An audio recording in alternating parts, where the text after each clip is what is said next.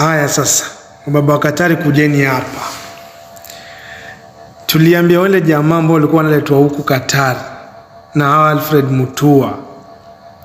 Tuliwaambia kwamba ile kitu ilikuwa ni scam. Hawa watu wakasema, mnatonea wivu kwa sababu kuna maagent kule Kenya walikuwa wametumika kufanya nini? Kuchukua pesa za watu, ndio hawa jamaa kule pesa. Sasa hawa jamaa wameletwa Qatar kama polisi.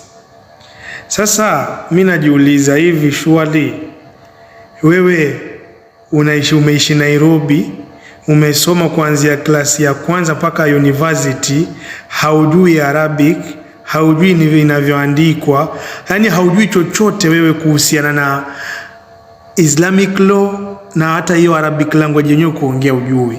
Alafu udanganywa na Alfred Mutua kwamba unaletwa Qatar kama polisi. Yani nyinyi mlikuwa mnadhani huko Qatar ni kama Haiti. Qatar sio Haiti my friends. Ikiwa wewe Mkenya huwezi chukuliwa Tanzania, utaletwa vipi Qatar? Qatar sio Amerika ya kwamba itachukua polisi from Africa huko ndio wakapigane vita kudestabilize nchi za watu. No. Sasa ona, wameletwa Qatar, wamekaa hiyo muda yote, sasa hiyo wamekuwa deported. Wameregeshwa tena nyumbani. Na huko nyumbani nasikia wamelipa laki ngapi? 2. Kwa ile trust yenye walikuwa nayo, kwa sababu walikuwa wanafikiria kwamba hii job ni iko nzuri kwa sababu ilikuwa na mkono wa serikali ndani. Sasa hii jamaa wamekuwa deported. Iko all over the news. We imagine, tuko na Tanzania, tuko na Uganda, tuko na Rwanda, tuko na hizo nchi zote za Afrika.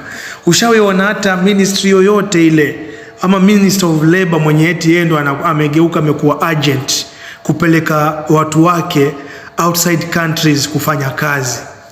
Hiyo kitu ushawiona hata kwa Burundi yenye ni nchi maskini, ama Central Africa yenye ambayo ndio ni nchi maskini zaidi katika ulimwengu, mshawaiona. Lakini mbona Kenya yenye ambayo ni nchi ambayo inajiweza, watu wako na elimu, wamesoma, alafu eti minister mzima yeye eti ndio amekaa na Wahindi maagent wa Kihindi wenye wametoka Qatar, wameorganize vitu vyao vya uongo kuwaleta wa Kenya Qatar kama polisi, eti kama madriver, mshahara 87,000, mshahara 100,000, unakuja unapokea hata 200,000. Tuambieni wazae, kwa sisi tuliwaona mkasema tunawaonea gere, tunawaonea wivu. Saa hii nani analia saa hii? Sisi tuko kazini, unaona? Tuko kazini sisi huku, na hatukuletwa na Alfred Mutua. Tumepeleka Nairobi, tumeenda tukafanya medical. Kuna wengine walifanya medical na 7,500, wengine wakafanya medical na 10,000, wengine wamefanya medical na 20,000, wengine wamefanya medical hiyo, wengine wakalipa 50,000 hiyo medical moja hiyo. Katika hiyo zoezi, Mheshimiwa Rais alikuwa amesema transferring ya kutoka hapa mpaka Dubai ni serikali itasimamia. Wakati tumefika kwa hizo ofisi tukaambiwa saa hiyo tunapewa parua sarepa, muende mchukue isi fund za youth, mikopo ya youth. Na hizo karatasi ambazo budget tulipewa, unafika kwa benki wanakushangaa. Umetuletea nini kijana? Hawaelewi hiyo kitu. There's the issue of people who are trafficked in East Asia. I saw some media reports saying, these Kazimaju travel agencies. Hapana, hiyo ni uongo. The people being trafficked to all these countries were actually hired by people either online or by travel agencies or by other people who are not registered with the Republic of Kenya. The government of Kenya does not know those people. So somebody sees an ad somewhere, instead of checking whether that person is recognized, you sign up with that person. They even have been traveling with tourist visas. All the people you see here are not traveling with tourist visas. They are traveling with employment visas.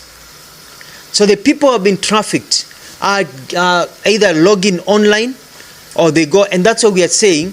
We want you to be very careful. Do not work with any agency that is not registered, because you are working with a total stranger. When people are recruited, It doesn't mean you are recruited today, unapata kazi, unaenda kesho. There's a process. You have to do your medicals, and then the country has to prepare the visas when they have a slot for your accommodation and everything. If the country says wait for 2 months, wait for 3 months, we are not ready because maybe tulikuwa najenga building where you're going to work, it is not ready, you're going to be a driver, you're going to be this, you wait, then you wait. And we've made it very clear. If you don't want to wait, you get back your money, you stay. That slot goes to somebody else. Very, very simple. So mtu akisema we are being conned, you are only conned if you paid money to an agency and that agency has refused to refund you the money or has refused to take you to work, or wamefanya kwa ukora. Na hao wakora tunawafukuza sana hao. Hao wakora. And I'm working with the DPP, I'm working with the Honorable Mudavadi. We're working with the Attorney General's office because since I got into this ministry, I realized that for the last 2 years, nobody has been prosecuted. Hardly anybody has been prosecuted. There is a slowness in prosecution. If you feel you cannot wait as a young person, you don't want to travel, ask for a refund. You get back your refund. When you get back your refund, the monies that were used for medical, because ukienda kufanya medical, umepigwa x-ray, umetolewa damu, there's a cost to somebody. That cost has already been expended. You cannot expect to change your mind and then somebody bears that cost. So that cost is minused and you get the rest of your money. That is your right. People travel and people are returned for various reasons. And some of the reasons are personal reasons. You've been tested here, you're okay. But you're traveling maybe 2-3 months after testing. You go to a country, they retest you, they find you're HIV positive, for example.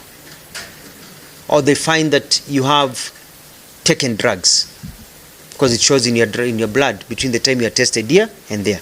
Or they find an anomaly of something you've caught a chest infection between this time and that time you are tested. And people are sent back. So when you see people are sent back, at times you don't want to tell you this person amerudishwa kwa sababu yuko HIV positive, because that's their right. So some people are complaining, going to newspapers, nilienda nikarudishwa, but you know, it is because they went and they were found to be sick or to be found not to qualify for some medical reasons. And that's a reality. I will not stand by and see a program being diminished by people who are afraid that this program of William Ruto will succeed. Number two, I will not stand by and see any young person being conned. And they know very well that if you are being conned, and we are dealing with these issues, the PS knows, I get submissions every time. We are investigating. We get people getting their money refunded all the time. These jobs, some of them may even take a year to go. For example, people who are nurses, they still are going through exams. And it will take a year for them to go through the relevant exams, bureau exams, before they can travel. So tunasema hii mambo mtu anasema ati maisha yake iliharibika because they were offered a job. You know, you are offered a job. So you wait for the job. You can be offered a job at your media house today and you are told, wait, you've been offered a job. That doesn't mean that if the job does not come tomorrow or a week later or 2 months later, maisha yako imesambaratika. When we interviewed people, we had about close to 3,000 people are pre-qualified for jobs. Then they went back and they have given us, I think we are close now to maybe 1,000 job offers, and they keep on coming because the recruitment was done for projects. And so, for example, you're hired as a driver and you're hired to work at a hotel and they're constructing that hotel, and that hotel has a construction delay of 6 months. There's no way you can be given a visa when ukakae hapo nalipa mshahara, yet the job has not kicked in yet. So they'll only issue you a visa when the position is open, when they are ready.